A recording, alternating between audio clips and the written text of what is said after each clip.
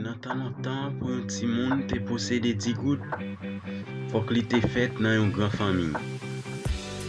Jounen jodi a, nou e, pou an pil moun, 10 gout la pa gen oken vale. Men, pou yon seri de moun, se yon gros bagay le ou gen 10 gout.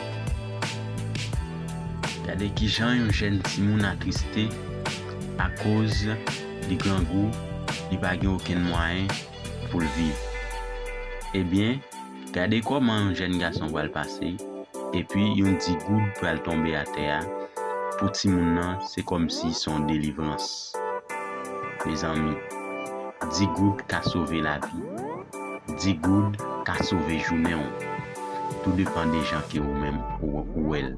Tout dépend des importances qu'on va li. Mais il y a importance quand même. Ok. Nous son contentement, ti moun nan. Le fait que la pensée qui ça va faire avec.